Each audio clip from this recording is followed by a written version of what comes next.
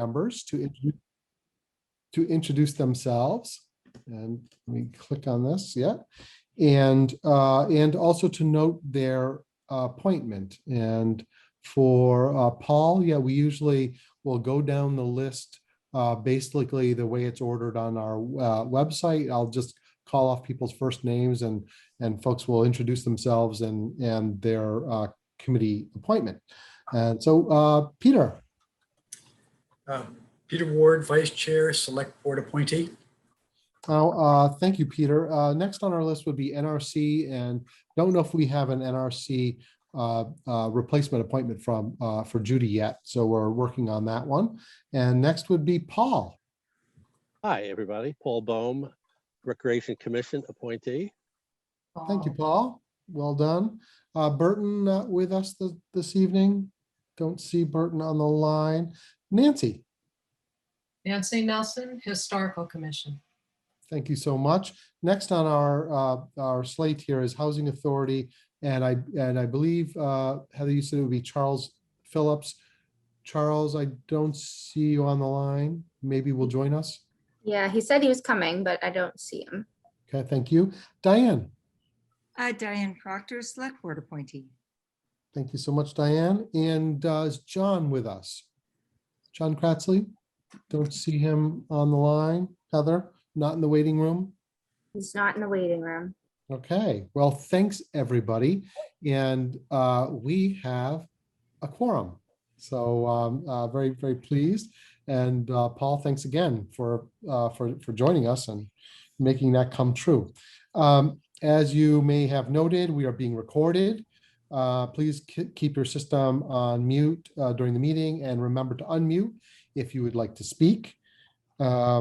We have a very exciting agenda that Heather has worked hard to develop and prepare. Thanks so much. We're going to start with that informational meeting, and I'll go through a couple of slides briefly, and then ask if we have any questions or application introduction from prospective applicants, and if there are other general comments from the public. So, and then we're going to do, we'll spend a little bit of time on an informational session, and then we'll roll right into our public meeting and to our regular business agenda. Okay, Heather, good to go? Sounds good. All right. So this is our informational session, June 29th, CPC. Thanks everybody for attending. And we want to move a slide forward. So a little bit about CPA funding in Concord. It is a 1.5% surcharge out of a possible 3% surcharge on real estate property tax bills. The first $100,000 of taxable value is exempt. Persons with an income less than 80% of area median income are exempt. Seniors with income less than 100% of area median income are exempt. And locally raised funds are matched on a percentage basis by the state and through Registry of Deeds and other sources. I think we'll maybe show a little bit of what that looks like. So you can see over the last 7 or 8 years, the median tax bills are noted in light blue. So you can see the changes in Concord's median tax bills, and then the median CPA surcharge on those tax bills.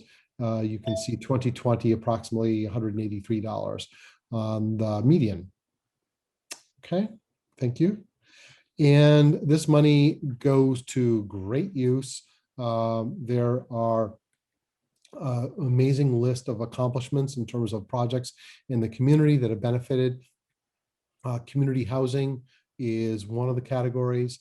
A number of these categories have a 10% minimum. I think on average, it's been 22% of money is going toward community housing projects.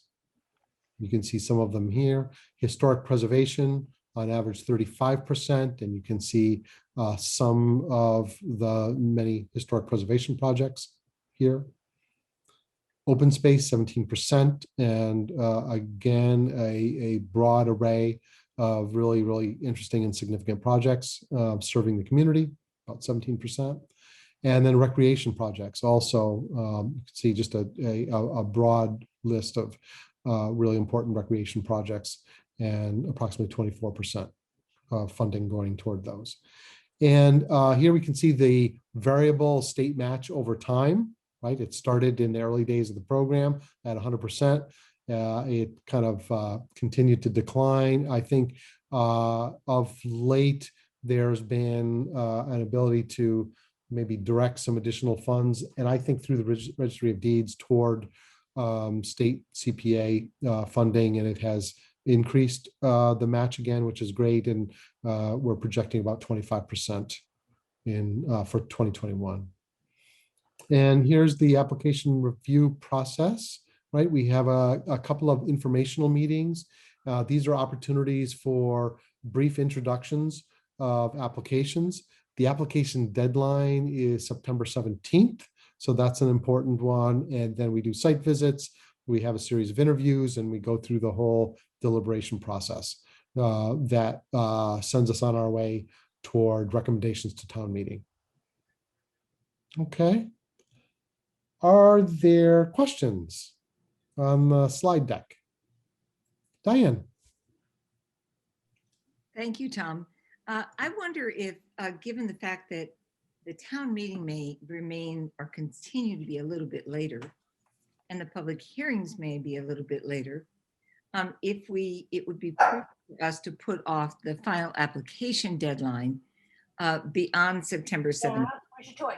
And I would love to hear some conversation and some information about that. Well, thanks, Diane. Well, we do have our liaison here that may know the most about this topic. Linda, do you see us returning to a normal schedule for town meeting in 2022? So the select board did have a meeting with our town moderator, Carmen Reese. And at this point, I think we're contemplating that it could be as early as late April, maybe early May. So we're trying to get back to more of the time schedule we used to be on. But we won't know that for a little while yet. There's, we need to work with the schools and everybody needs to get together and then it needs to come back to the select board. Linda, thanks so much. That's just to give us a little bit of an early update. And I guess, Diane, I would say I would suggest we stay the course, given that we're either on schedule, normal schedule next year, or maybe it sounds like a few weeks delayed or into early May, not too much. Sound okay? Okay, I just wanted to say that I knew there was discussion at the select board and I didn't think there's a conclusion yet. And September 17th is coming up very quickly. Yeah, it is coming up quickly. And I think let's see if we get a little deeper into the summer, if the select board does make a larger move toward a repositioning of that date, maybe we would want to respond. But Heather, any comment about, sorry, Paul. Yeah, just a question on the state match. When during the year is that determined? When do we know what that number is going to be? Heather, you want to field that one? We usually find out in like late October, November. Okay. Yeah, and Good our question. director of finance, Carrie, is always, I think, trying to project and give us a kind of a safe landing place, as that comes into focus. But yeah, that's a very good question. Okay, other questions? I don't see any from the committee. Any questions from the public? Don't see any, but please, you can put yourself on camera, take yourself off mute, use the raise hand function. Are we ready to move to number 2, Heather? Oh, yes, Mark, question. Thank you. I know it's always a little perilous. All right, I've unmuted myself. Thank you. You want to just introduce yourself, please? Sure. Yes, my name is Mark Weiler, and I am a resident of 8 Eaton Street. in the section of Concord that abuts White Pond, in the Pine Knolls subdivision. Great, thank you. And so the question I have, thank you so much for hosting this informational session.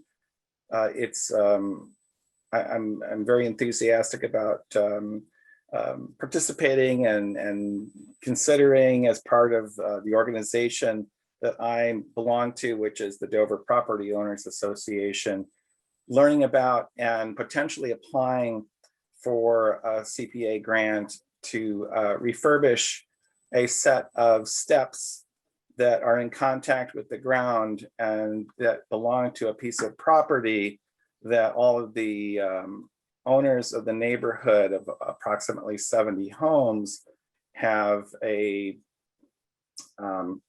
membership to in order to access, which then goes to I believe it's called a semi-private or semi-public bathing beach, which is licensed by the town of Concord for seasonal use. My question is that I would like to understand the scope of preparedness of details of plans to submit a funding request in order to allow the Community Preservation Committee to make a decision on voting for and putting it forth in a town meeting vote.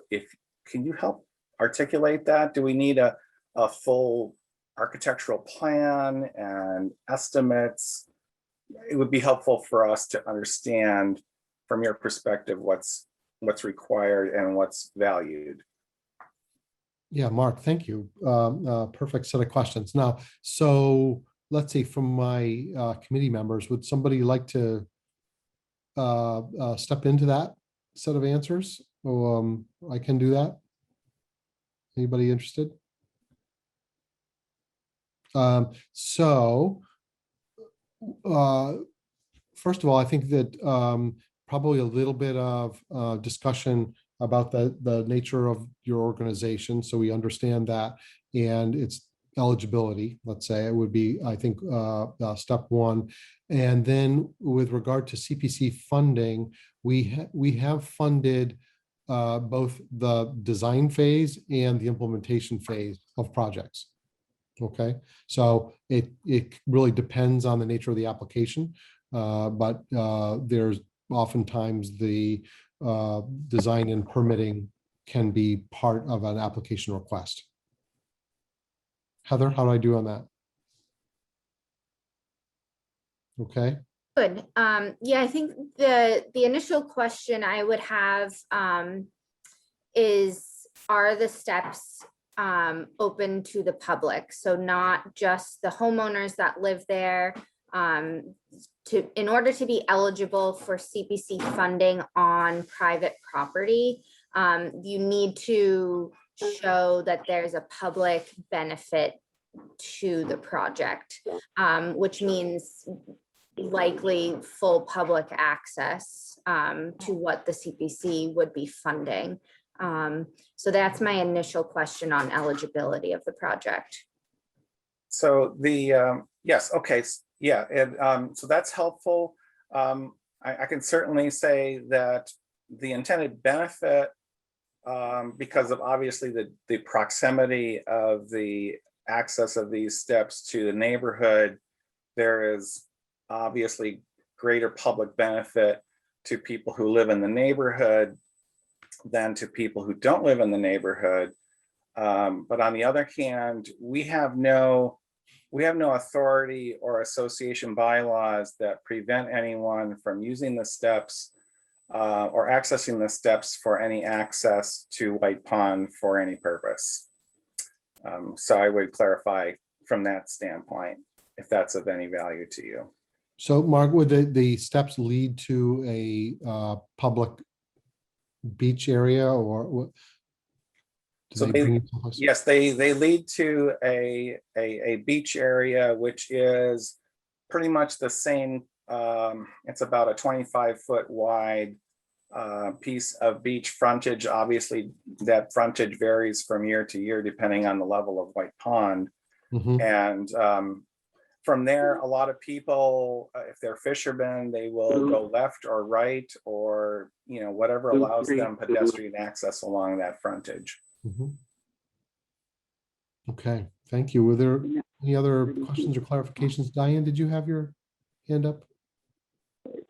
I think you addressed the question. Thank you, Tom. Okay, yeah, thanks, Diane. All right. Tom, I had one question. Peter.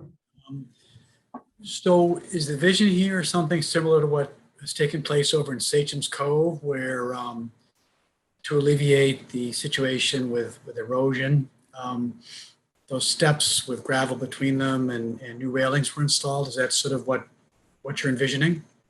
Well, we were, Peter, we were absolutely inspired by what work was done in Sachem's Cove with that particular design, using the contact pressure treated wood backfilled with gravel and then metal railing systems.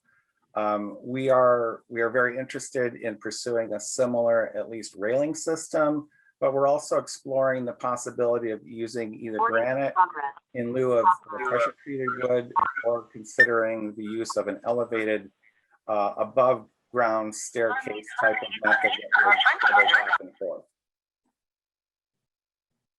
Diane. Mark, were you part of the original association of the White Pond Association that helped to facilitate the town's securing this property? I was not. No, that property was secured and established. They created a set of trustees that established that piece of property for the purposes of making it accessible for use by people in the neighborhood. And from that trustees establishment was the creation of the Dover Property Owners Association, established for the purposes of maintaining the steps and for the purposes of making sure that the property taxes were paid each year. Thank you, Mark. And I wonder if you could explain the title Dover. I presume this is a Concord based effort. And I wonder if you could just clarify that for us. Thank you. Absolutely. So the Pine Knolls neighborhood was established with access from Plainfield Road, which then, if you can think of the spine of the main street that comes down from Plainfield, is called Dover Street. I have no idea why they named it Dover Street, but from that pretty much is the backbone street. That street is also providing access to the town well, which is in that section of town. And there are various cross streets from off of Dover. So for whatever reason, the trustees established the association choosing that street name, probably because it is one of the common streets that everyone has to go in and out of in order to exit or to access the neighborhood. Thank you so much. Oh, Dover thanks, Diane. usually means, as with all of these things in town, that's how you would get to Dover. Paul. You might be muted. Yes, I was. I was going to say, as a new guy in the committee, a general question may be helpful. The eligibility requirements, Heather, and the application process, apropos of Mark's questions, are those found on our website? Yes, it's all outlined on the website. There's a few documents that outline the application process and all that information. Okay, thank you. Rosalind. Hi, good evening. Rosalind Romberg, East Ridge Road in Concord. Oh, I'm sorry. Someone needs to mute, I think. If everybody can mute, Rosalind, thank you. Yeah. And I am a board member of the Wright Tavern Legacy Trust and trustee for First Parish. And I have forgive me, I just have a question that's a point of order. I'm not sure that I understand the agenda properly, and it might be that my questions are already scheduled for a later part of the agenda. But I think most of the people in the CPC know that it is the intention of the Wright Tavern Legacy Trust to apply to the CPC by September 17th for an additional grant, additional to the very generous sum that was approved at town meeting and recommended by the CPC. We have a number of questions about how to properly include all the right information for the second grant. It probably makes more sense to answer them in the context of a review, if that's the 4B point, as opposed to now in an informational session, because they're very specific. But I'm not sure, but I didn't want to miss the opportunity to ask, should I ask the Yeah, questions now? no, I think you're right on the mark here. So this Great. this informational session is usually a kind of high level introduction to just kind of understand how the process works, and make sure people know how to get proper support to put together a high quality application. And it'll be followed by our specific, that you've been through this process before, meetings where we can get into great detail and respond to your specific application. But if there's if there are questions about that, obviously a little bit later this evening we're going to get into your current grant application. That's But, really the right place to ask well- them then. Thank Well, you. yeah, maybe if they're related to that, if there are, if it really has a completely different focus, and you want to kind of broadly ask some things of the committee now that will help you, it's really up to you. I'll wait then. Thank you so Okay, much. Yeah, absolutely. No, we look forward to hearing from you. Thank you. Thank you. Great. Yeah, and Mark, yes, thank you. Thank you so much for listening to me. I have just one last question at this moment, which is, if I want to find out more information about the criteria that represents public benefit and the potential definition change, how it applies to affordable housing versus recreation, open space versus historic preservation, is there someone that I can be put into contact with to help broaden my understanding? Heather? There's nothing specific that speaks to the public benefit for each category. It's up to the applicant to make the argument that there is a public benefit. And then once you submit your application, it's up to our town council to say whether it's eligible or not based on your argument that you've made in your application. I would recommend there's the Community Preservation Coalition. They're at the state level. They have a website with lists and lists of all the projects that have taken place in every town that has CPC. So you can go through those projects and search them by category, by keywords, and perhaps find something similar. And then you can reach out to those towns to try to get a copy of their application if it's similar to yours. So that might be a good resource for you to try to look at applications that might be similar. And then if you send me an email, I can send you like the application that NRC put together for that Sachem Cove application a few years back. So I can send you a copy of that application to look at as well. That would be very helpful. Heather, really appreciate that. Thank you so much. Yeah, just send me an email and I can send that to you. We'll definitely do that. Thanks so much, everyone. Yep, thank you, Mark. Other applicants or potential applicants here that want to introduce an upcoming project? I know Marcia has a few projects that she listed off to me today, and she was here, and I know she had 2 meetings at 7 o'clock tonight, so Yeah. she was going to try to have her 2 computers going. But she did give me the list just in case she wasn't able to speak at the time that we were reviewing this. You want to just read them off to us? Yeah, so it would be RHSO again, which is a kind of a standard project every year. the Junction Village open space project would be coming back around. So that was one you've looked at in the past, and it was rescinded just because of the amount of town projects and the amount of funding available and kind of the timing. So Junction Village open space, since that task force has been formed and they are actively working on that project. And then also Bruce Freeman Rail Trail for fencing. So there's a specific project for fencing that I believe they're getting pushback from the state, and they're not eligible to use the state funding for the fencing that was promised. So that would likely be an application coming forward from planning as well.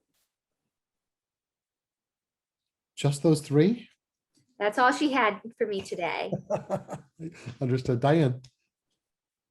Thank you. I can't believe that's only going to be three. Heather, what do you mean by promise? I'm sorry. Who promised that there would be fencing? I don't know the specifics. Sorry. We'll hear from Marcia on that. Sounds like, right? Okay. Great. Any other comments or questions? Melissa, hey. Oh, might be muted. Unmute. Hi, can you hear me? Yes. Okay, sorry. I don't have this all put together, but I intend to work with Anka Voss of Special Collections in the library to submit an application to digitize about 341 oral histories that we have. You know, we've been really trying to revamp and re-energize the oral history program of the library. That it's maintained at the libraries of the town.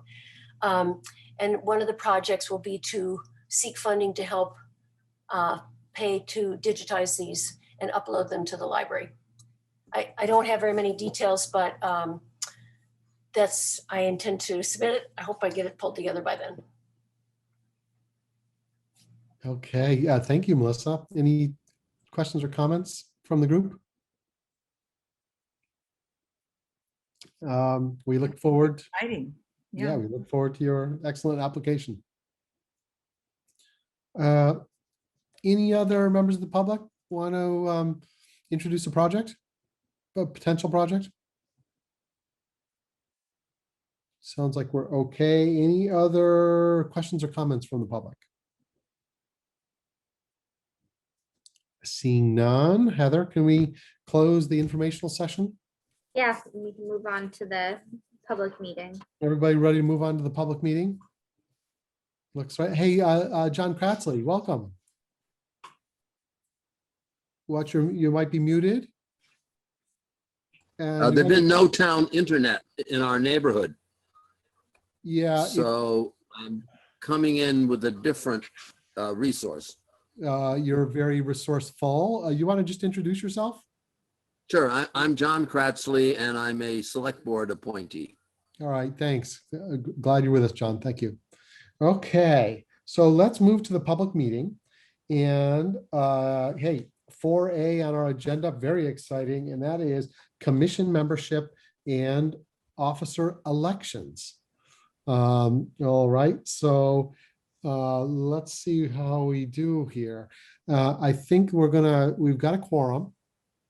So we do need to discuss and maybe take action on the positions of chair, vice chair, treasurer, and secretary. We've got 4 officer positions, but first maybe we should just review our members. So my term has actually been adjusted to 2022 because there was a little bit of an accounting error there. So I'm good for another year. Peter, your term goes until 2023.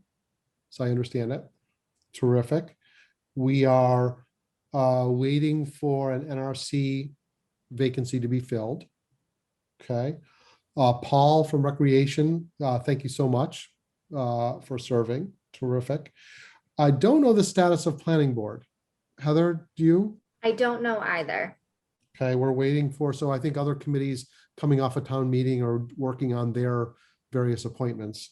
And so we have had the pleasure of having Burton Flint as our planning board rep, and don't know if Burton will continue with us or not. So we'll need an update there.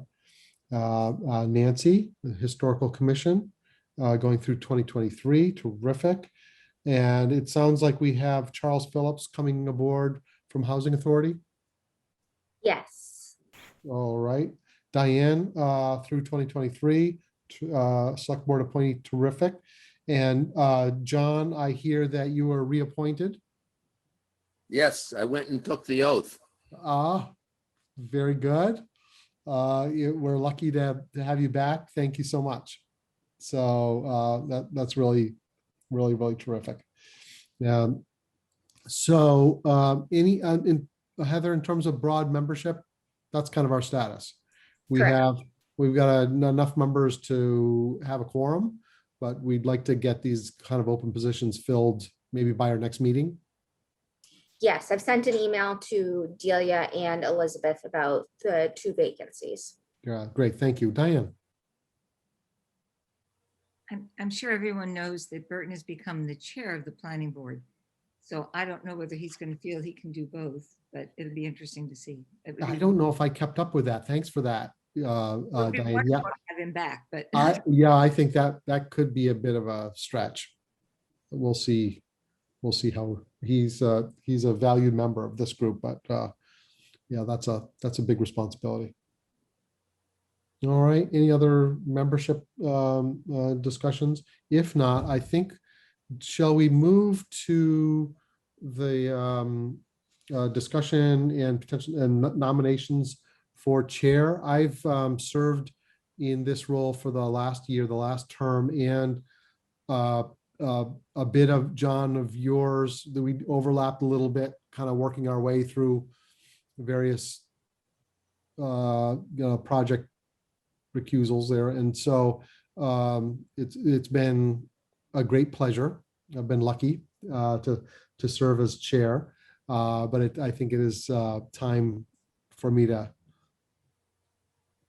pass the baton to others that may be interested. And I guess I talked to Heather about this in a little bit of detail.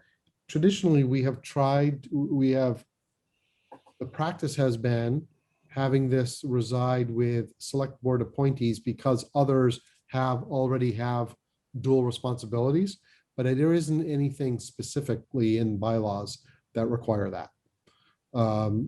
So I just wanted to kind of make that clear.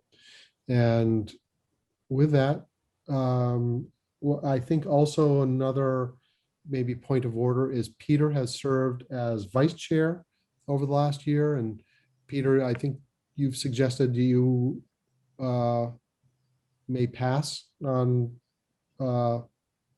this assignment. Are you still feeling that way as chair?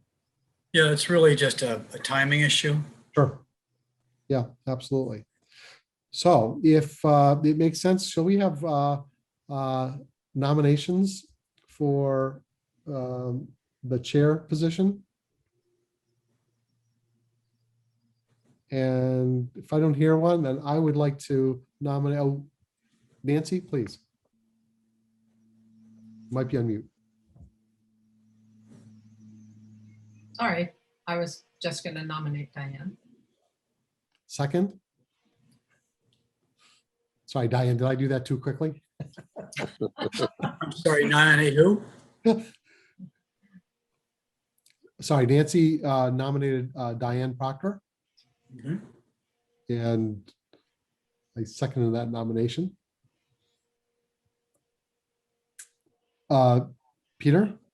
I would second that. Okay, thank you. Any other nominations for chair?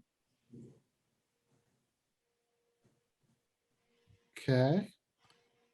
Good. How about let's have some discussion? Any discussion? I guess, Diane, you willing to pursue this? I am.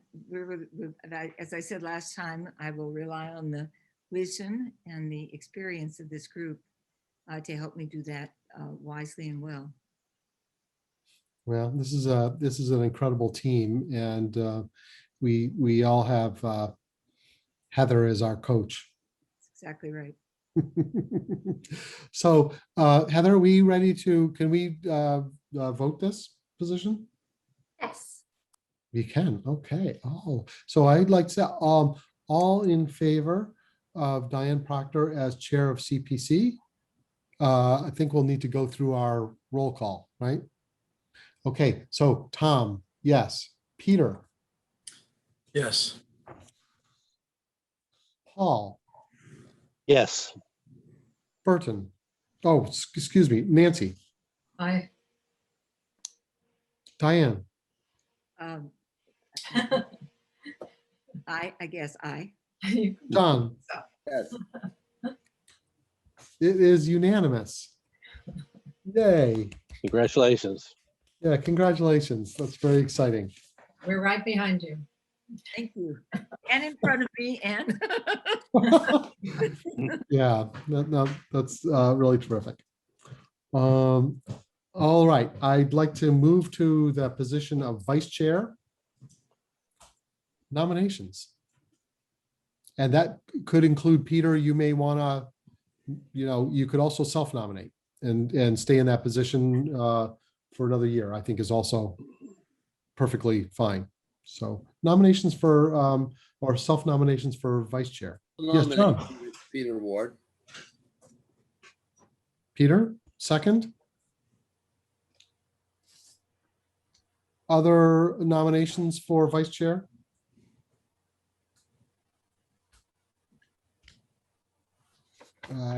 Seeing none, shall we explore this nomination a little bit? Peter, does this be something you'd be willing to take on? Yes, I would. No, it's very generous. Other discussion about the vice chair position? Peter's nomination? Okay. Just need somebody with experience being vice chair. Oh, wait. Yeah, Peter is perfect. Okay, so all in favor of Peter Ward as vice chair? Tom Kearns, yes. Peter? Yes. Paul?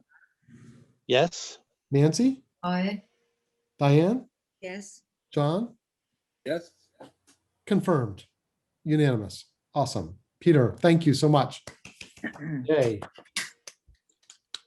All right, the next position is treasurer. And nominations or self-nominations for the office of treasurer. Now, this is the person that works closely with Heather to sign off on distributions, expenditures. So it is it's a important position. Any nominations? Diane? I nominate Nancy. I think she'd be terrific at that. could you talk, Nelson. could you talk about what it entails? Heather, might you give us a You have to add, job description? Divide.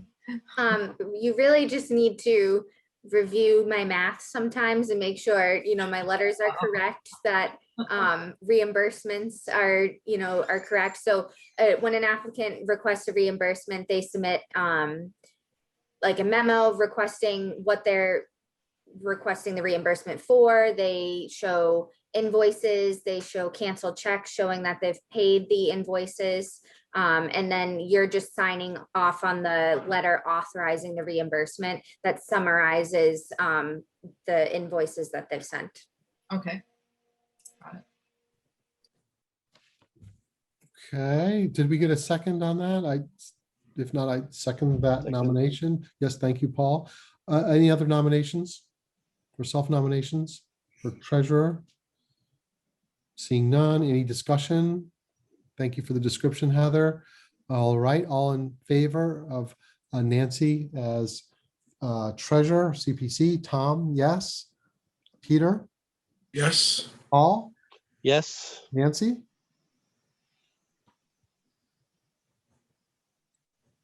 I concede. Love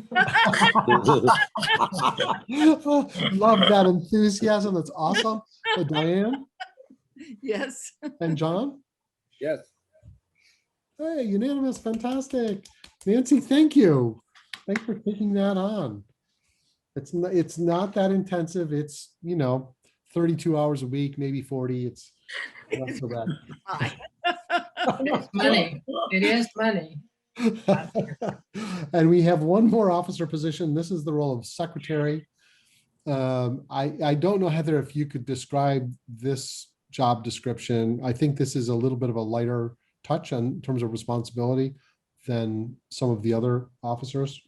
Any Yeah, so comment? secretary, just, I would ask that the secretary is sure to go over the draft minutes in detail to make sure you've caught any of my grammatical or spelling errors. So that when we go to vote, there aren't mistakes like that in minutes. And then generally the secretary has to sign off on the paper copy of minutes that we send to the town clerk's office during normal times, which we haven't done in a year. Normal. So you may have a lot of signing to do to catch up once we do send them paper minutes. All right. Okay. Thanks, Heather. Nominations, self-nominations. Just who played the role of secretary in the past? Burton. Burton most recently. Yeah. Rock solid. He never wavered. Yes, Diane. I'd like to nominate John to do that. I was going to recommend Burton's replacement. Okay. Okay. I was going to second that, but John, do you want to pass on that nomination? I would like to. Yeah. We can hold off on nominating someone, or if Paul is interested. Paul, might you be interested?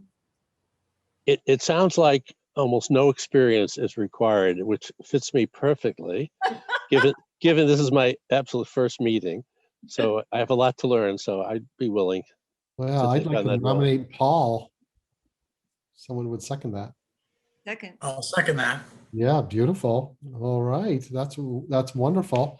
So all in favor of Paul Boehm as secretary? Tom, yes. Peter, Yes, and thank you. Paul, Yes, you're welcome. Nancy, I, Diane. Yes. Going forward, I'll refer to you as Madam Chair. And John? Yes, and a double thank you. Yeah. Well, we've done it all unanimous. Really, thank you so much. And everybody, Heather will assume their roles at the next meeting or at the close of business at this meeting, right? Because you'll probably have some maybe interim check-ins with Heather. I'd just like to Tom, say, just Paul. clarification, the responsibility of minutes, Heather, do you have the responsibility, or is that the secretary who? I draft the minutes Okay, for every meeting. excellent, thank you. Yeah, Heather does an excellent job, but they're, usually extensive because the nature of our meetings, and yeah, it's important that we provide our support, and the secretary roles, I think, key there. So yeah, thanks everybody. Really, really just terrific. We are well suited to move forward. 4A on the agenda. Heather, any other business there? Did we do it? All set. That's wonderful. do you want to talk about what I was asking about Right Tavern? Or are we in the wrong place? I think we're going to move in, Nancy, let's see if we are convergent here. We are moving to 4B, which is review and approve grant agreements Right. and MOUs. Mhm. Does that sound like we're in the right place for your question? Yeah, so that's exactly where we are. Okay. And and maybe Heather, you can give us a little bit of orientation. We really would like to get this slate approved this evening for all projects. I had tiny things. Sure. So we'd like to get everything wrapped up this evening because we have the new fiscal year beginning. Soon. Yeah. Thursday? When was it, Heather? It's, Yes, the fiscal year starts on Thursday. Yeah, So technically, funds are available for town projects and for reimbursement beginning on Thursday. So that's why I'd like to get them approved so that I can send them off to applicants for signature. and I apologize. I called Heather and Diane, but Tom, I wasn't realizing that you were still officiating. So I'm sorry about that, but there are tiny changes and. no, this is just an amazing team. There's no apology. So I'm sorry. Yeah, no. And I It's was in not- California and I have all kinds of excuses. I was in Wyoming, so Yeah. no apology necessary, that's for sure. And Diane, thank you so much. And I also should just say to Peter and others, thank you so much for covering for me in town meeting and for ensuring that that Article 34 passed so easily. So thanks so much, everybody that shepherded that through. Okay, so Heather, do we want to look at the list and ask if there are any comments for any of the grant agreements or MOUs, and then we can focus on, does that make sense to you, Heather? Then we can focus on any particular application grant agreement that folks may have recommended edits to. I had one point. If you look down at the 110 Walden Street, Yes. Yeah, when you click on that, that's actually, it shows the Concord Masonic Corporation, if I'm not mistaken. yeah, exactly. So we just may want to change that. I just went and I don't know what happened to that one. I'm trying to find it. Give me a second here. Yeah, okay, Sure. Peter. Yeah, Peter, thank you. It didn't show up on the list. So I think, Well, what it does, it shows up It much shows further up- down the list. Yeah, I saw that as well. It shows oh, up I on missed another that name. further down. So Monument, instead of- Monument, it says Monument Square. 110 Walden, it's third from the bottom, but it actually the document itself is the document for the Masonic Corporation, if I'm not mistaken. I think Masonic is Masonic. Right, but this is supposed to be 110 Walden. Yeah, and I thought that was just completely missing, but I might be mistaken. Okay. So Heather's doing some. Yeah, investigation. so I can't locate it. I don't know if it got saved over twice. So I will have to draft that one. But it would be basically inputting the numbers approved at town meeting and inputting the specific project conditions that are listed in the draft conditions and contingencies document at the top of the list. Absolutely, yeah. All right, yeah, thanks, Peter. Diane? Heather, will it now require a review of that document by our legal experts, or can we go forward? For the 110 Walden Street one? Yeah, so the town council doesn't review our grant agreements. They did review one just because I asked about it because of specific conditions. I actually just sent them the conditions to review and they wanted to review it in context of the entire grant agreement. But when I started here, I inherited the grant agreement template that was approved by town council years ago. So everything just gets inputted into a council approved template. So once I input, it's basically just inputting the funding amount allocated at town meeting, the warrant article number, and then the specific project conditions that we've discussed for that project. And so then it doesn't need to be approved by. And Heather, those conditions typically include 30-month kind of time horizon? Yes, that is in the grant agreement itself. Yeah, so that's typical, but unless there's a particular exception. Correct. Yeah. Mhm. Okay.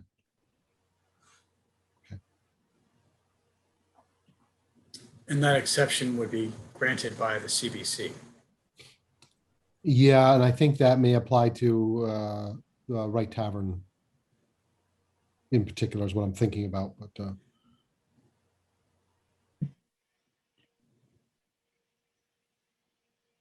which is, as I recalled in my review, was different than that. Could you explain what you just said? Because 30 months, I think they will have what they're doing at Right Tavern. 30 months. Yeah, well, let's, 30 months. I'm sorry, yes, let's get to that when we get there, but are there comments? I mean, Peter, you made one. Are there any other comments on application grant agreements? Are we all set and able to just move right to Right Tavern? Can, Yeah. May I Hi, speak? Melissa. Hi, Melissa. can I speak about the flagpole, Emerson Fields flagpole? Yes, absolutely. The memorandum that Heather has prepared, it says it's to Ryan Orr. I had a conversation today with Aaron McLusco, who is the Highway and Ground Supervisor, and actually will be under him, as well as obviously Kate Hodges, Stephen Crane, and Carrie LaFleur, but it will be Aaron's project. You know, he's overseeing all the other renovations and upgrades to Emerson Field, and has received the grant and understands what it is we're trying to do. And he will be talking with us about, ultimately we wanted to do something celebratory when this is all done. Obviously that would be working with the whole town, but I believe that Orion Orr is gone. Am I wrong about that? But whatever, it's really going to be Aaron's So responsibility. Aaron will be the day-to-day point person for Heather. Yes, I would say so, Heather. Yeah, great. I can list him on that. Yeah, Yeah, just, that's I great. don't know how important that is, but, well, I think it's pretty important actually, because he really is, the other issue came up, the gentleman that prepared or provided the proposed fee is someone that, was recommended to us by the town, but Aaron feels, and I think it's appropriate that he may need to get a couple other bids. So just so it's understood.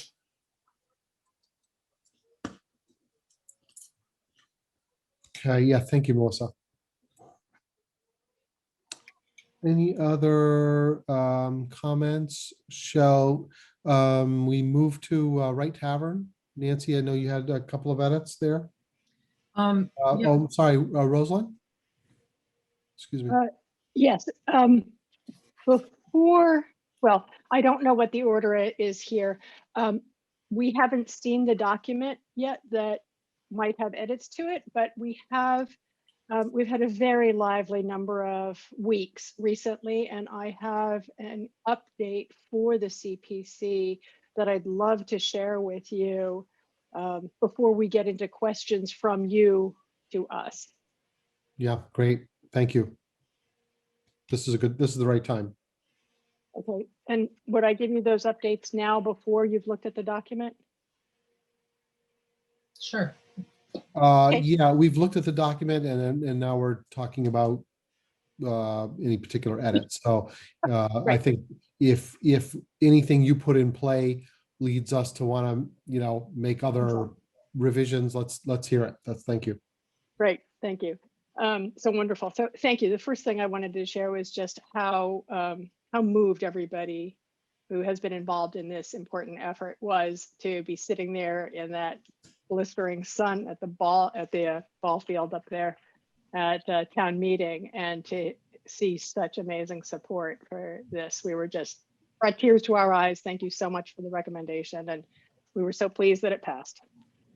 So the first thing I wanted to just share with everyone, because it hadn't come up in a meeting before, is that we fully understand that most towns require a thing called a preservation restriction for structures that receive CPA funding in their towns for historic preservation.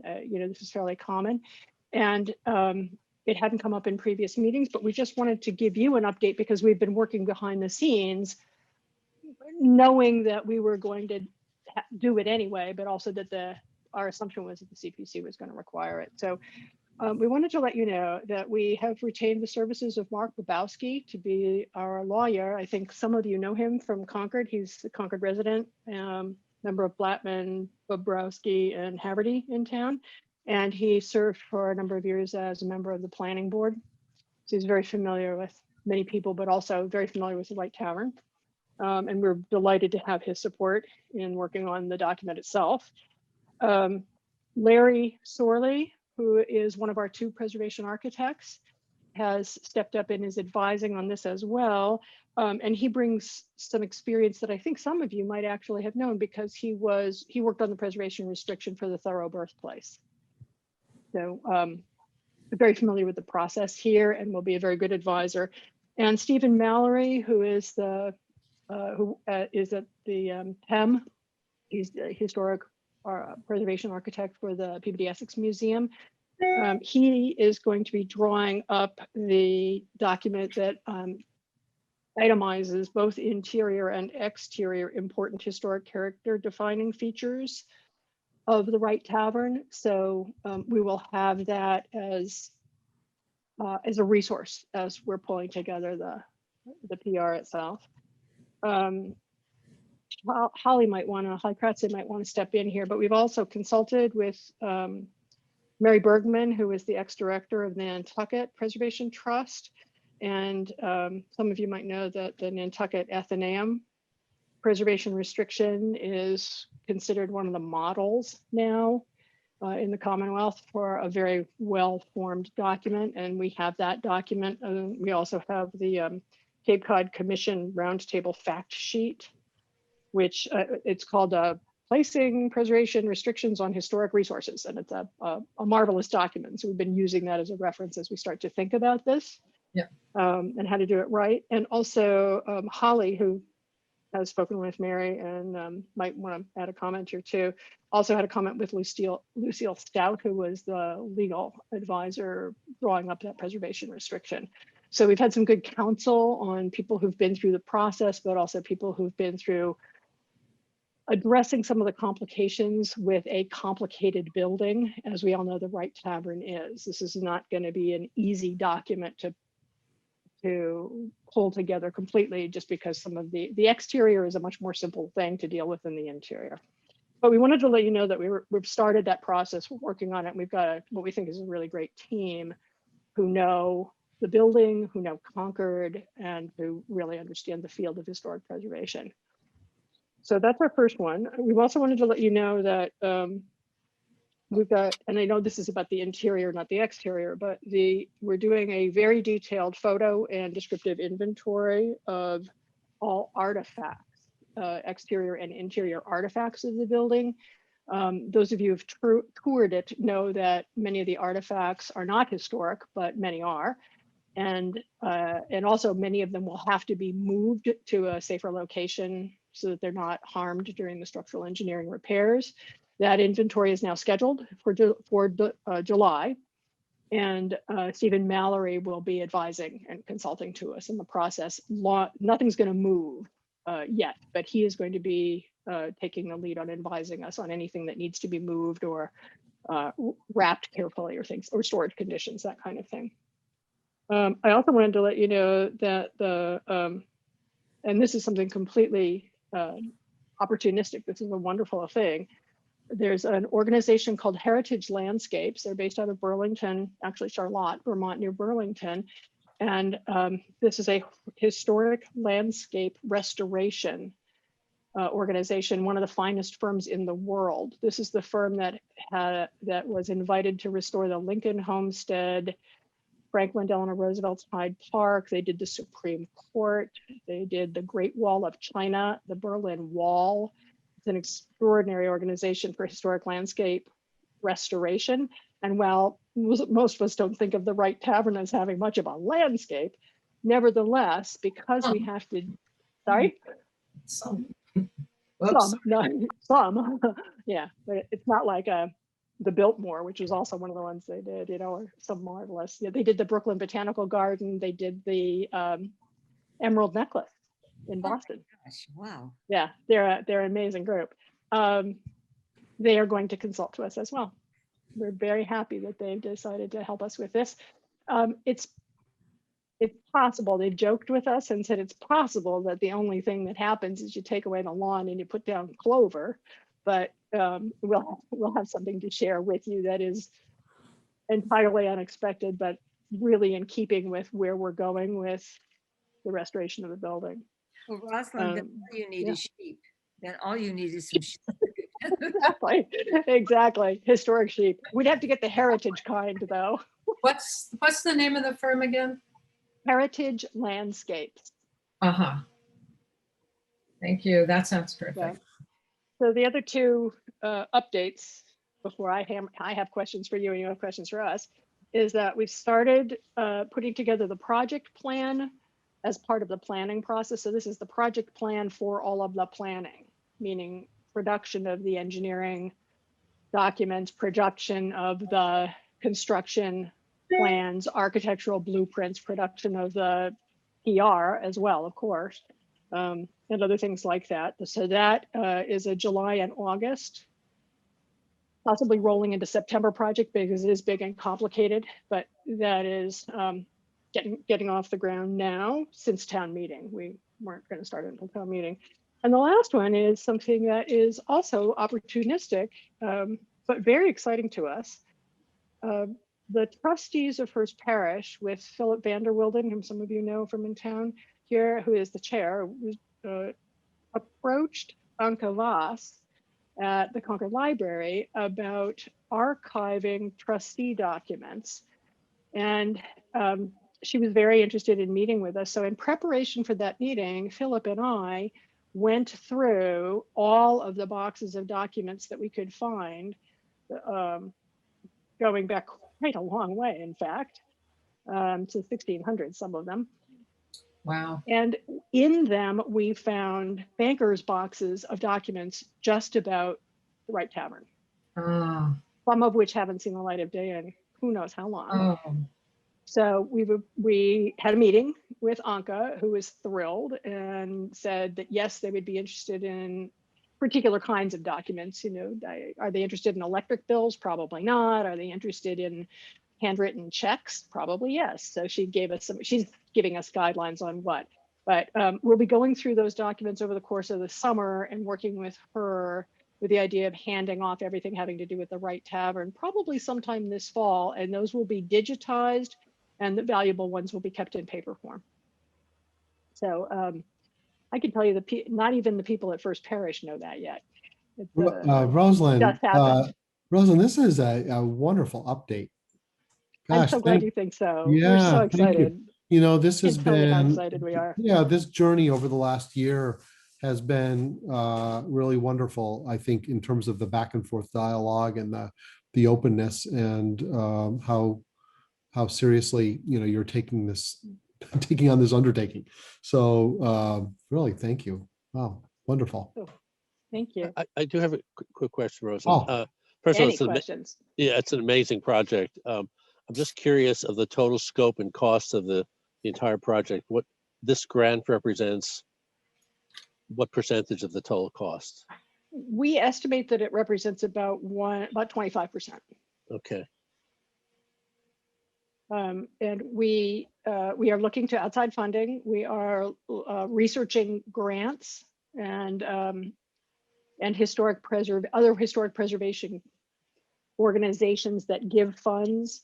We are talking about, so in the plan, and you will see all of this in the project plan at some point, private donors, we know a number of individuals and small foundations that might be interested as well. So that is also on the docket for us to explore, sort of kind of starting this summer, but really rolling into the fall.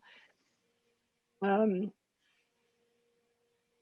we hope to come back to the CPC for another amount. So we're putting the funding together now. We've got a ways to go though on that one. Thank you for the update. Thank you. Yeah, thank you. There are other questions for Rosalind and let's see, Holly's here, or members of the Right Tavern team? Okay, shall we move to specific edits to the grant agreement? Well, they look even more tiny than they did before. Let because me, that was, Tom, that John, was, if we're going to sorry. discuss sorry. possible changes and maybe votes and so on, let me disqualify myself oh, John, thank Thank you. you. Thanks and so put that much. in the minutes. And we're gonna bring you back, right? Okay. And maybe a bit of housekeeping before we get into this next subject. Charles Phillips, I see you on the line. And Oh, are you our newest member of CPC? Yes, yes. I'm live at 65 Fairhaven Road. I'm a member of the Housing Authority, and they've appointed me to be CPC Well, housing representative. well, thank you so much, and we Hi. welcome you to our committee. I'm late because the town internet was out.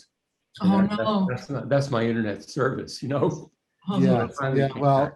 Charles, thanks for sticking with it and attending and being a part of our committee. We're really glad to have you. Well, you're welcome. Okay, so And, uh, and John, you're gonna excuse yourself for a bit. Correct. Okay, thank you. And Rosalind, looks like you've got a hand up. so I have a couple of questions for the CPC, and I don't know what the order is. I don't know whether I ask my questions of you first, and then I don't know how this works yet. It's it's a little bit organic and and collaborative. So Nancy, I know you had a couple of edits, but shall we field these questions? Yeah, Rosalind, what are your questions? Okay. It may First, be that there might be more questions. I think we should hear what Nancy is proposing to add. Sure. It's Okay. helpful if They're pretty simple. Sure. Okay. Yeah, that's fine, Holly. Let's go. Nancy, please. On the first page, after the second whereas, I would just add, let's see, the last line, wait a minute. First page, after the second whereas, there's the first one, the second one, You want to add revised before. to the revised application, because with the initial application was for Mhm. 500 and some $1,000. So that was one. And then the second one, and I'm encouraged to hear what you said about really engaging your preservation team, but I think it's important to know, oh darn it, I can't get this to go. Why is that not moving?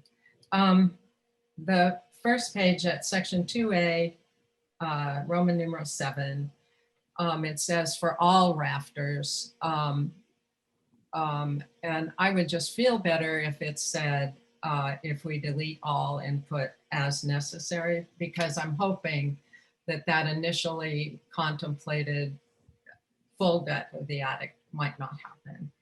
And then the last one was on the second page, 2C, the applicant shall submit to CPC and the Historical Commission, blah, blah, blah.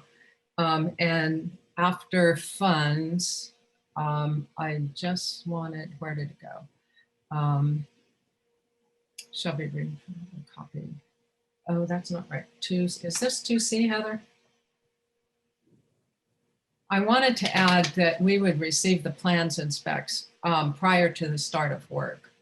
Oh, yes. Oh, absolutely. Okay, so I just put, oh, there's funds. Yeah, it would just say prior to the start of work. I think that's what we all were thinking about and talking about. Yeah, we That's it assumed for that. me. That's it for me. Your report was incredibly encouraged because I haven't heard too much from you guys. And I know you've been busy, but I didn't know what you were doing. And I just want to reiterate that if I can be helpful, I'm more than happy to spend time and expend the effort that it might take to get to a draft, because I think, getting to a draft is not the heavy lifting that, preparing something to go to MHC would be. So a draft can be many things, this big. So thank you very much. That's all we accept. Okay, thank you, Nancy.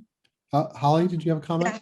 I had a question, and they came from both the draft conditions and then they're here as well.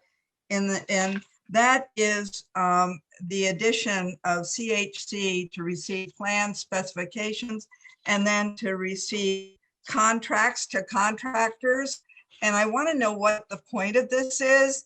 Nancy serves as the representative of the CHC on your board, as many of the members of your board are representing their interests in recreation, housing, etc.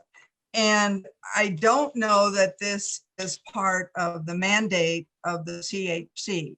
Now, if it's decided that the CHC is going to be the repository of the PR. then that changes their status a little, but it's just that as anybody who's done construction knows, the plans and specifications can change, their additions, there's deletions, things change over time. The process of running these by two boards, I understand that you, when you are the funders, you want to see them, but I don't understand why these things go to both boards. Okay, I see. And I Melissa, don't know what's ever been done before. That's the other. Yeah. Melissa, a hand up.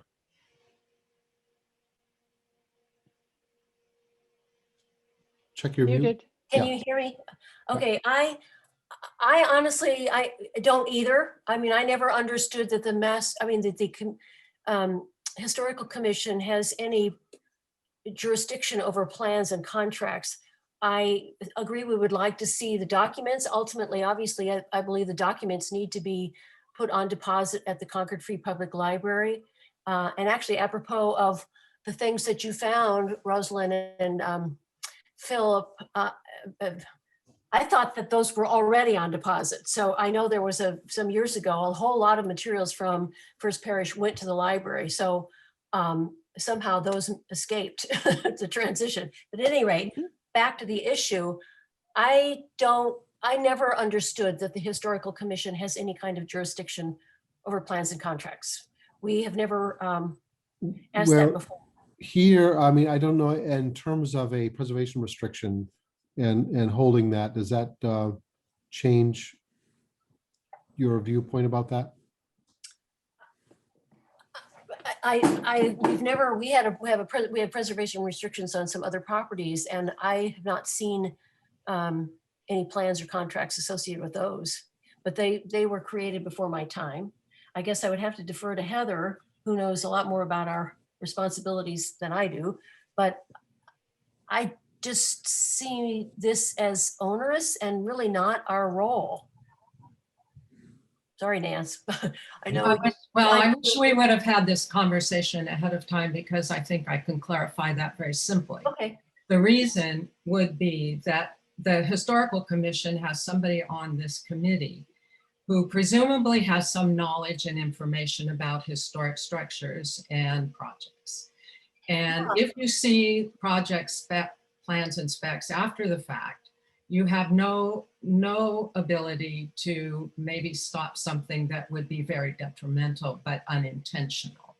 So the review is not onerous, in my opinion, if it's simultaneous with CPC's review. And in fact, I would be looking, or I would hope a historical person who knows about such things would be reviewing those drawings too. Well, And we know that they should be looked at beforehand, because CPC is responsible for ensuring that the work is in conformance with the Secretary of the Interior standards for rehabilitation. And if there's no accountability about that, or no input about that, I honestly don't know how. But you are on the CPC and you are doing that. It just seems like overkill on my part that the. Okay, I disagree, and we can probably leave it at that. Okay. Well, it does appear in our grant agreement, and the question is it onerous for the applicant to have to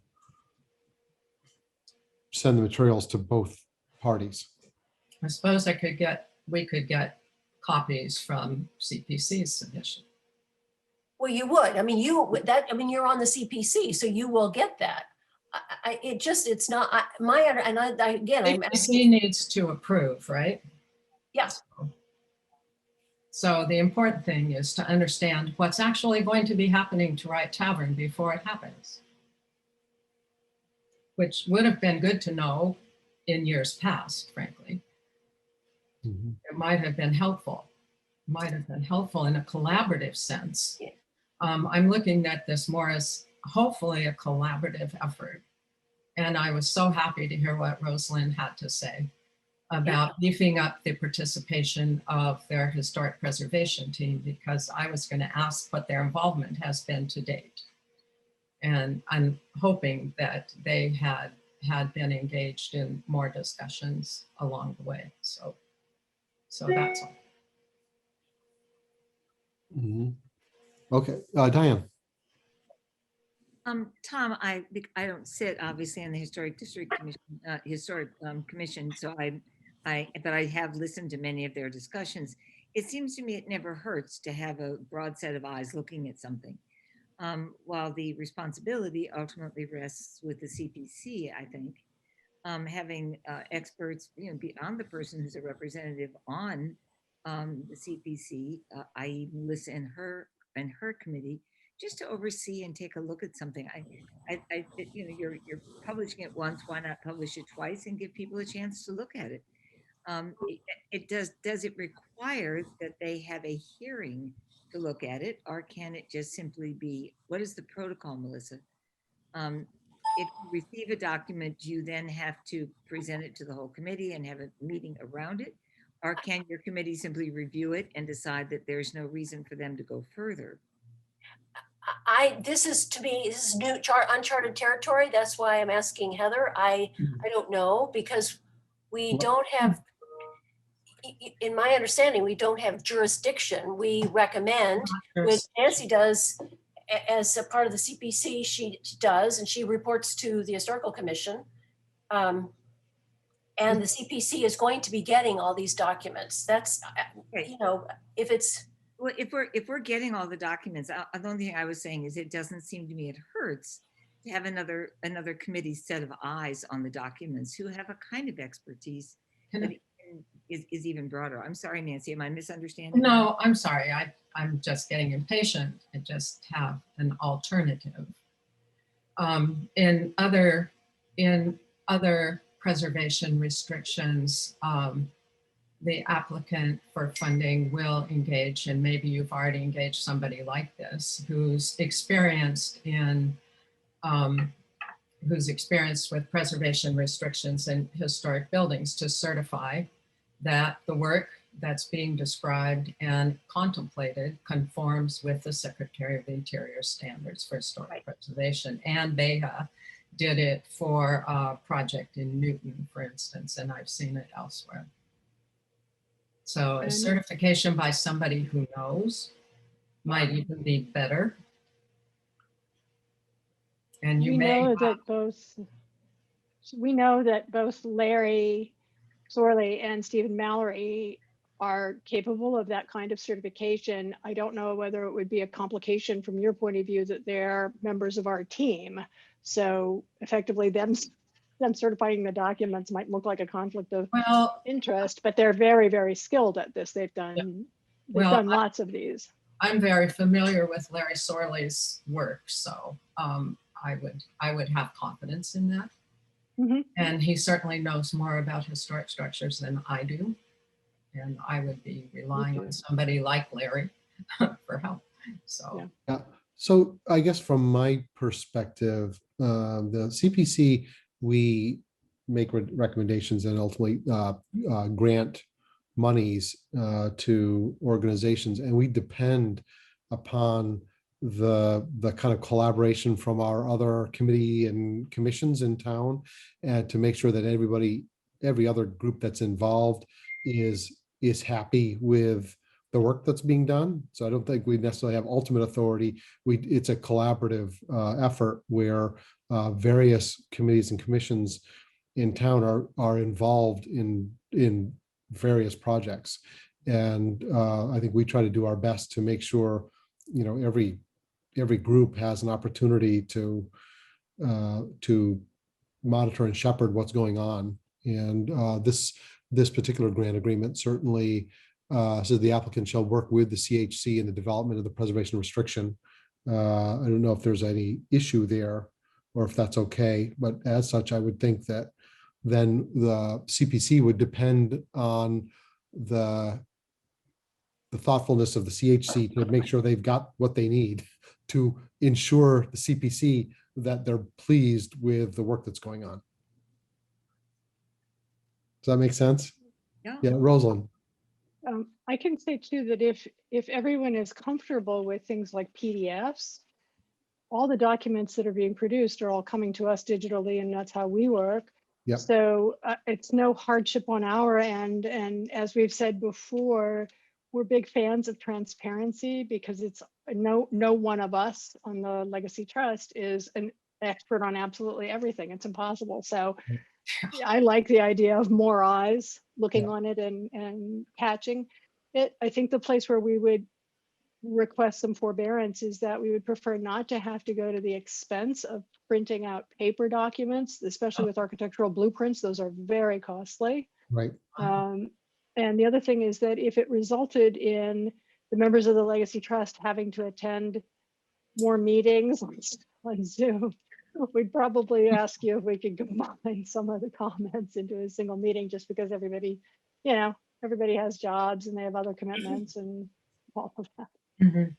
But otherwise, it's not a, you know, if it's just a matter of seeing more groups on it, no problem. That's what I would hope for. Heather, you correct me if there's something different there, but I think Nancy, supporting your point, it would be much better for us to all be proactive and not be dealing with some situation when it's too late or after the fact, which can be a loss that, you know, could not be recovered potentially. So yeah, I think that So I think we need to clarify what you would like the historical commission's role to be.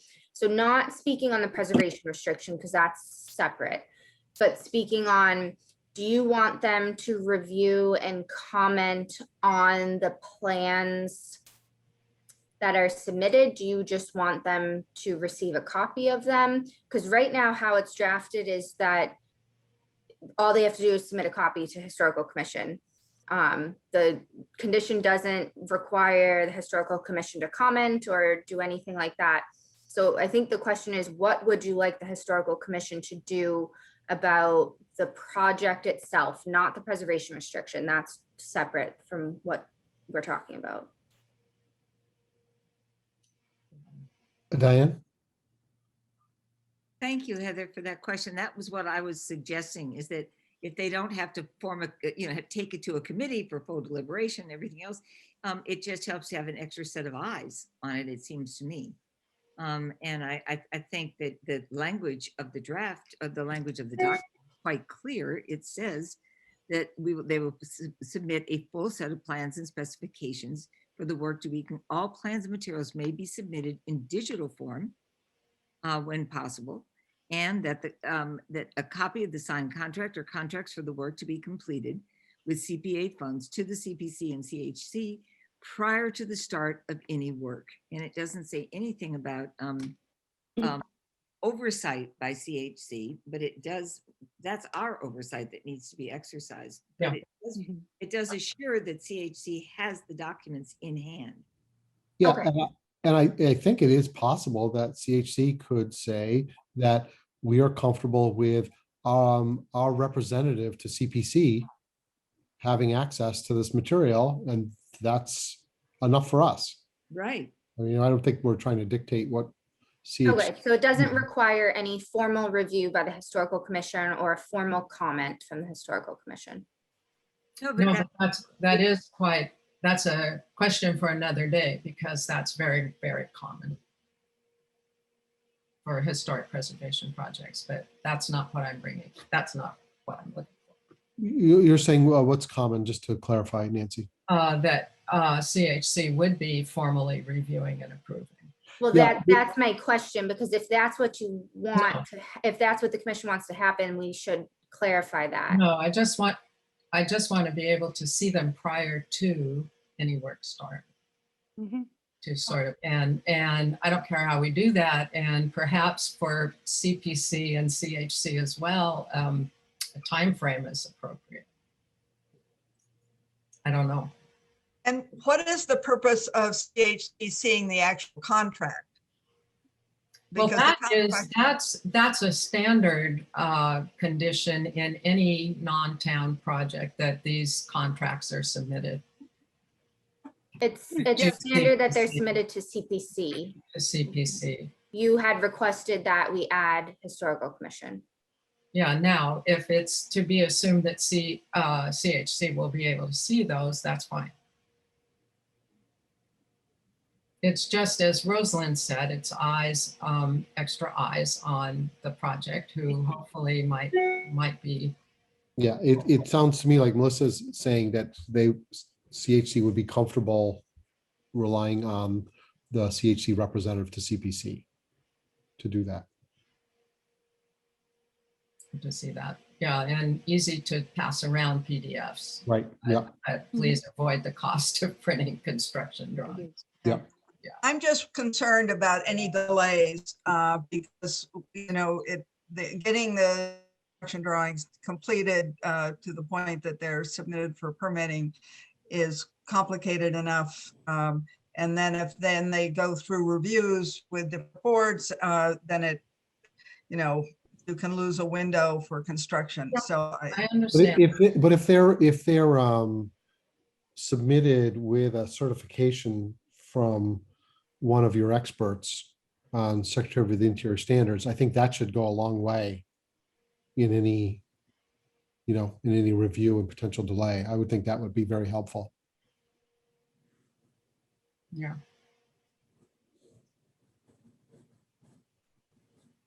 Okay, through that discussion, Rosalind? I question or would just, comment? this might be irrelevant, but I would just say that in the past, we've tried very hard to have a very good working relationship with Kai's Road as well, meeting ahead of time with building inspectors, electrical, plumbing inspectors, all that sort of thing. Also the permitting process of any kind of repair work done on any of the properties owned by First Parish or that area. So, that's another set of eyes that we're fully expecting to have have look at things as well. So I think the hope is that we are going to have extremely thorough, well vetted documents before anything before a single shovel breaks ground. Yeah. All right, did this discussion lead to any further proposed edits?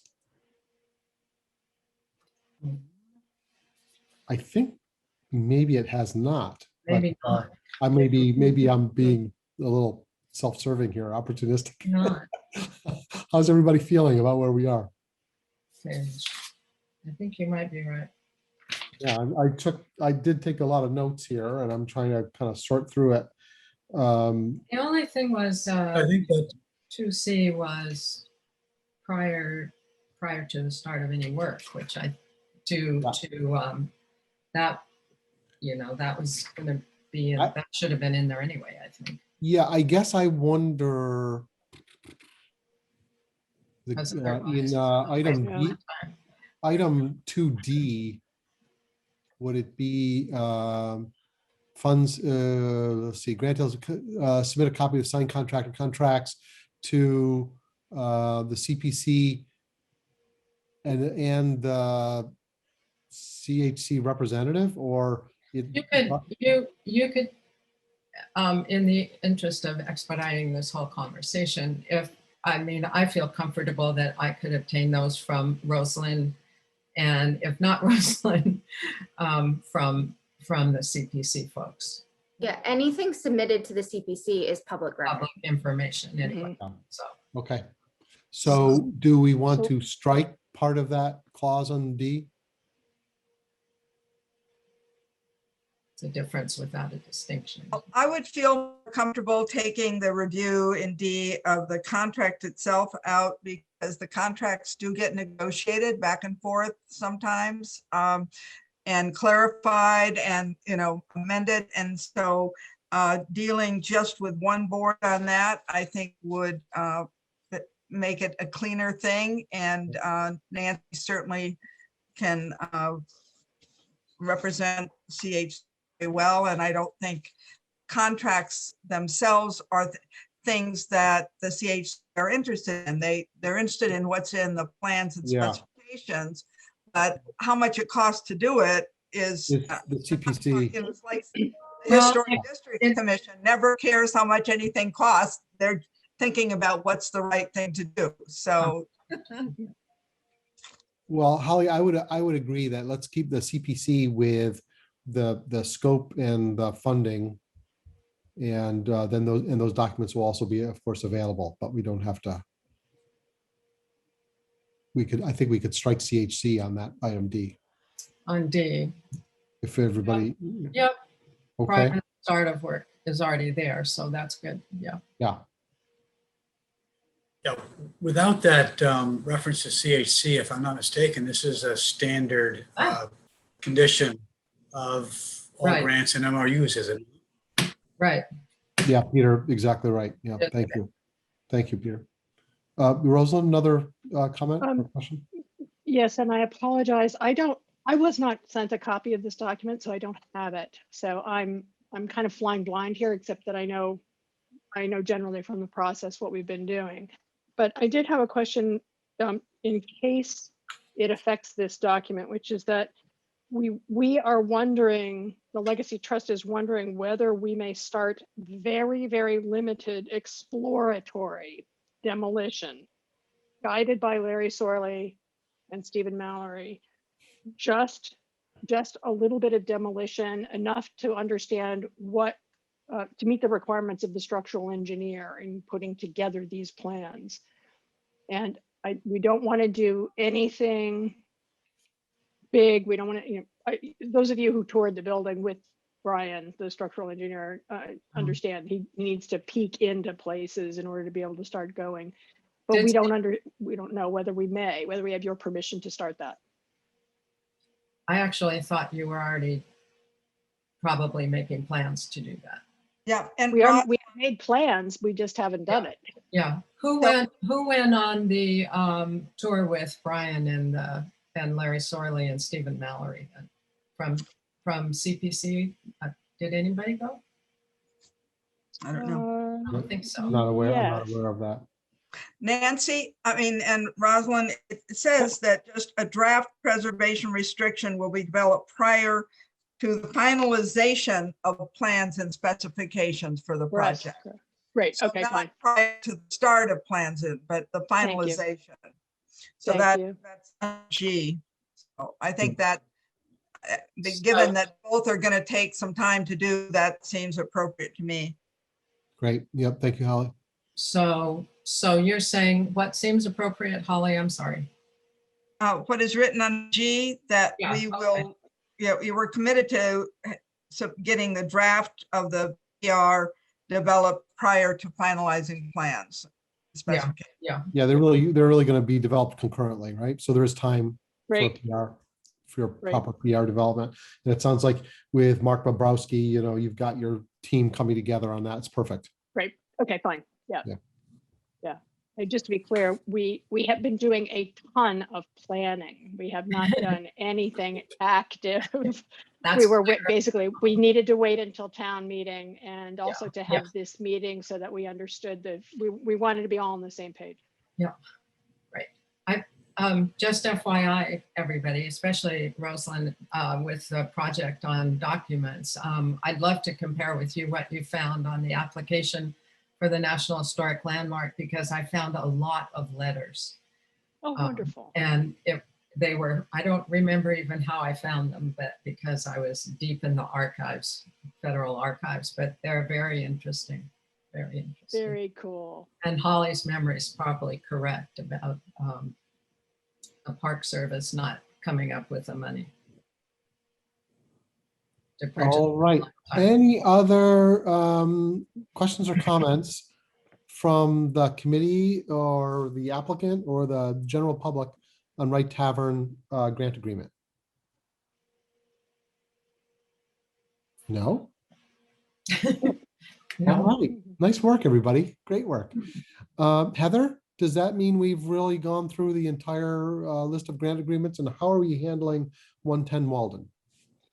So 110 Walden, I will just input the correct information into the grant agreement template, which includes the draft conditions and contingencies that we've reviewed previously and no one Yeah. had any issues with. Yeah, at our last meeting, we went through that, I think, pretty thoroughly. Yes. Okay, okay, good. So can we have a motion on approving the grant agreements and MOUs as drafted, including edits that were made tonight? Diane? Oh, and we need, what's your, I move that we accept the grant agreements and the MOUs as listed on the website I would second that. with the revisions that have been exercised tonight. thank you. Thank you for that motion, and Peter, thanks for the second. Any discussion? Ready for a vote? Tom, yes. Peter? Yes. Paul? Yes. Nancy? Nancy? Sorry, I've got to check that mute. Paul, so you're not the only one. Aye. Thank you, Nancy. Diane? Yes. Thank you. And John has recused himself. I think we have a 5-vote quorum. It's unanimous, and our conditions and MOUs are approved. We've lost Charles. And we may have lost Charles. Boy, it's been a bit of a tricky night for the maybe CMLP and the internet. I'm not really sure what's happening here, but It's a tricky few days, yeah. it has been a tricky few days. But you know, this committee, we're hanging on and we're getting our work done. So I like that. Okay, great. So that is item 4B. Thank you. And Heather, can you just address what Rosalind mentioned about receiving this document and what your process and timing is? Yep, so now that they're approved, I will mail them out later this week, and I'll also send them to the applicants via email so that they can review and sign them and return them to me. And then I get them signed by the town manager. And just to address your comments, Rosalind, it's a standard grant agreement that First Parish, I actually received theirs for the steeple project. Yes. Signed, and I'm actually got it back from the town manager today. So I'll be sending it Right. to First Parish with the completed all signatures on it. So it's the same grant agreement with just the information for this plugged in. And so the main portion of it that we discuss and review is the specific project conditions that we've been discussing the past few meetings. Great. And So I somehow missed the information that it was right there on the town website. I just found it. Thank you. Yeah, great. Heather, thanks for that. Just a little review of next steps. John, welcome back. Well, I'm back, and I just wanted to be recorded as voting yes on all the other MOUs, grant agreements, and conditions, and disqualify myself or recuse myself just on the Right Tavern. John, thank you so much for that bit of housekeeping. I'm sorry if I didn't divide that up properly for you. No, I couldn't get back in fast enough. So All right, yeah, thanks very much. Okay, everybody ready to move to item 4C on our agenda? And item 4C is a review of project accounts to be closed. And Heather, this is also an extensive list. And I know I want to just check on time. It's about 9:15. I know we do have a short list here, which are projects that have balances to be returned. Do you want to go through the whole list, or should we focus on those 4 projects? So I can go through the whole list quickly, and then if Yeah. people have questions, we can focus on those. But I do want to definitely close out or focus on closing out the 4 projects that have funding to be returned, because I need to close out the account with the finance department tomorrow before the fiscal year ends. Otherwise, the funding would not be available for us to allocate in the fall. Yeah, and it's a significant number. It does, it adds up. So I can run through it quickly with everyone. And then if anyone has specific questions at the end, we can go back. Thank you. So Cesar Robbins has been closed, or the project is complete. I conducted a site visit and took photographs of, let's see, oh gosh, I should have actually labeled them other than the numbers. But when I did a site visit, when there was physical work done, I did a site visit and took photographs. And Cesar Robbins does have a return of $24,188.66. So that project is complete. There are 2 Old Manse projects that are complete, and both of them do have funding to be returned here in $13,000 and $27,000. And I conducted a site visit there as well. And that project was actually really cool to see completed. They were really, really excited about the work that they did with the CPC funding. She was very, very grateful for the CPC funding. It actually spurred, I don't know why this uploaded strangely, but part of the project was funding for wallpaper. And because of the wallpaper restoration and replication that was done on the ground floor, a private donor was so inspired by it. They funded the replication of wallpaper in one of the bedrooms upstairs privately. And so this was the original wallpaper was still in the closet. And so they used that to replicate the wallpaper in the rest of the room. And so she was just really, really grateful for the CPC's funding. And she, said that it inspired a private donor to pay for more work along the same line. So that was really exciting. And she did offer to set up a site visit for the whole CPC if you guys are interested in going around the Old Manse to see where the funds were spent. Yeah, I think Heather, I think there's going to be several projects on the list where at least I and I'll bet other members would be really interested in making a visit. You need to do your own visits to close out these projects technically, but I think it would be really helpful for us to see the work complete. Yeah, and the Old Manse, I'm going to try to work with the Old Manse and the town's PR representative to try to get like a story done in the newspaper or on cable TV about the project, just because it's really interesting. So that's a quick update on that one. Bruce Freeman Rail Trail, that project is complete for phases 2B and 2C. The Warner's Pond dredging feasibility study, that has been completed for a little while now, so we're just closing it out. Harrington House preservation, as we've discussed, they never ended up using the funds to replace the roof. It was done in-house with town work, and they never ended up using the funds. So that would be a return of $40,000. The high school phase 3 field renovations, I did do a site visit and walked through the project and have photographs in the site visit report here. So that one is completed as well. Chamberlain Park Bridge replacement survey and design is complete. Concord Museum systems replacement, there's 2 of those. They're also complete. I did a site visit and they were also very grateful for the CPC funding and what it allowed them to do in the museum.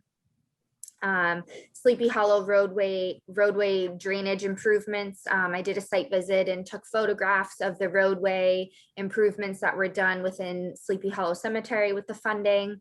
51 Walden sewer connection and green room bathrooms. I did a site visit as well.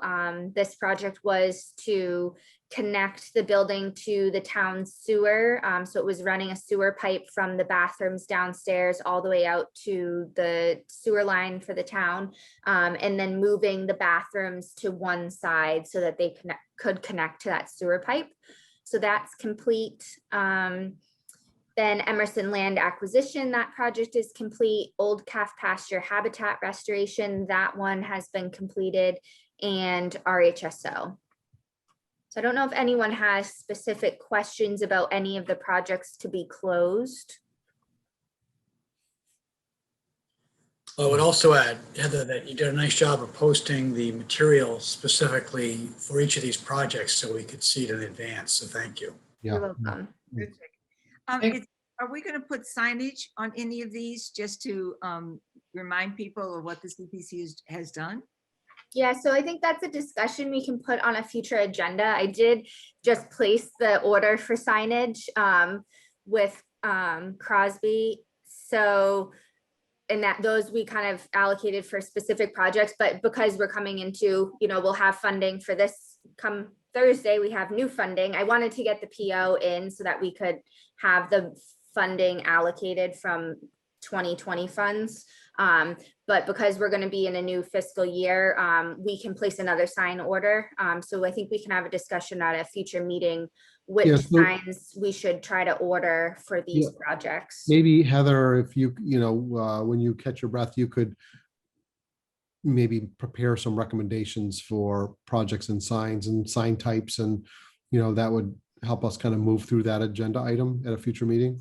Yeah, and I think we would also want to check with the owners of these properties, and would they be willing to have a permanent sign? Where would it be located? That sort of thing, before we go ahead and spend that money to order Yeah. signs. Absolutely. Yeah, thank you, Diane. Good question. Okay, did we get through everything here, Heather? Any Yep. other questions or comments? Might we entertain a motion to close out these projects and return unexpended balances to CPC? One question. John? When does the unexpected balance become available? So it would be placed in our general unspent fund for CPC. So this coming funding cycle in the fall, it would be added into that. If we get it done tonight, it'll If be we get it done available. tonight. Yeah, that's great, right? A little pressure there, but no, I think nice job closing on all these projects. Yeah. Terrific.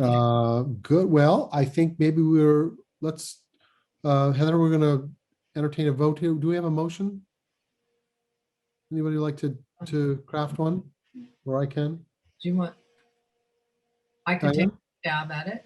I move, you want me to? Yes, please, Nancy. I move that this CPC approve the closing out of the projects that were enumerated this evening, and recognizing that there is a balance of $107,396.16 that would be returned, correct? Returned to CPC. Is that correct? That is correct. Okay. Thank you, Nancy. Second? Diane? I would second Paul? that. Thank you so much. Any discussion? Looks like we're ready for a vote. Tom, yes. Peter? Yes. Paul? Yes. Nancy? Aye. Diane? Aye. John? Yes. It's unanimous. Thank you very much, Heather, for getting us through that piece of business. Well done, everybody. The last item is approval of minutes, May 18th. Any edits? John? Yeah, I just want to be sure that the draft project conditions, that it reflects that I recused myself from the Right Tavern discussion. I think the Right Tavern discussion begins about the 5th line down. I can add that. And then I read the meeting after the Right Tavern discussion, which would be at the end of the paragraph. Thank you, John. Other edits to our minutes?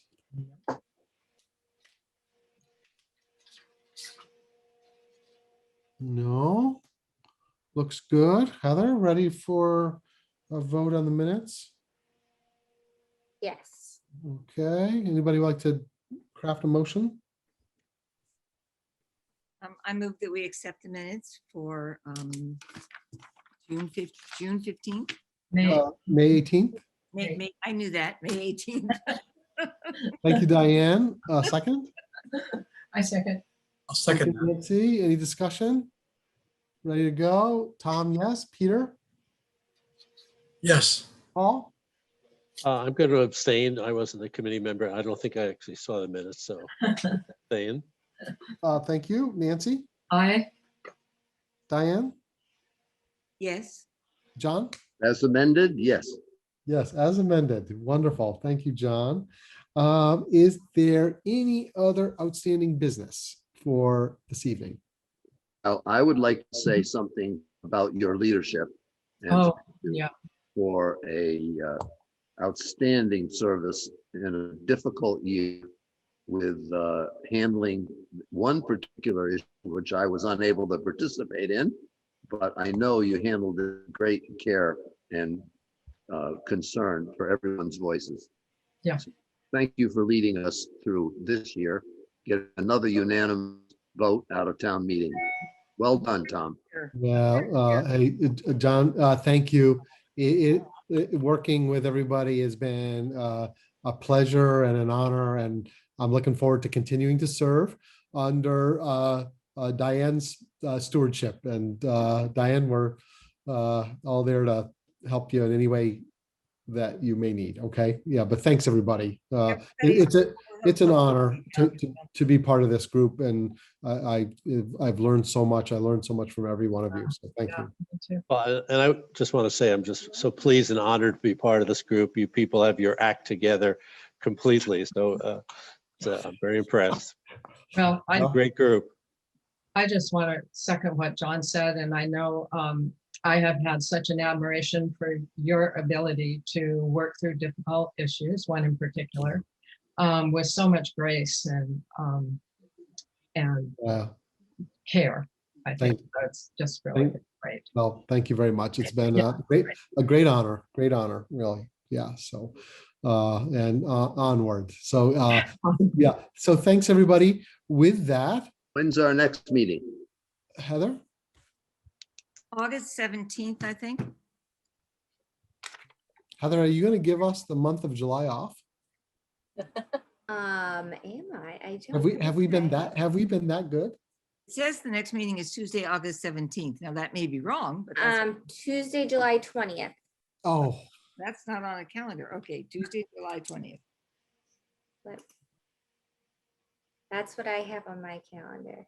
Yes, July 20th, we have a meeting.